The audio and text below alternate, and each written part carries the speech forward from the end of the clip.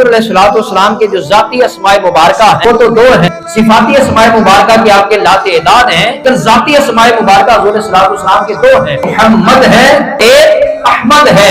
हज़रत सैयदना ईसा रूहुल्लाह अला नबीना सल्लल्लाहु अलैहि वसल्लम ने मोहम्मद नहीं कहा, मोहम्मद कहकर तारुफ करवाते हैं। रीजन क्या? ये बात ज़हन में रख लें। हज़रत सैयदना ईसा रूहुल्लाह अला नबीना सल्लल्लाहु अलैहि वसल्लम, ईसा रूहुल्लाह अला नबीना सल्लल्लाहु अलैहि वसल्लम मुसलमानों को अल्लाह के कुरान ने जो अकीदा दिया है, यही दिया है कि जब आपके दुश्मनान ने आपको सुलेब पर चढ़ाया, उस वक्त अल्लाह रब्बुल इज्जत ने आपको जिंदा आसमानों पर उठा लिया।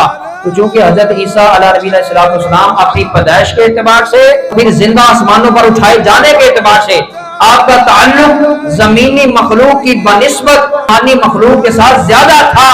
इस एतबार से चूंकि हुजूर अलैहि सलाम को जो आसमान की दुनिया है वो अहमद के नाम से जानती है और जमीन की दुनिया मोहम्मद के नाम से जानती है। हजरत ईसा रूहुल्लाह अलैहिस्सलाम ने तारुफ करवाया तो हुजूर का वो नाम को मुतारफ करवाया जिस नाम से आसमान की दुनिया आपको जानती थी कि मिन बाद इस्मुहु अहमद, उनका नाम अहमद होगा। जब हुजूर अलैहिस्सलाम की विलादत बासादत की बशारत हजरत ईसा अलैहिस्सलाम भी दे गए और दीगर अंबिया अलैहिस्सलाम भी दे गए।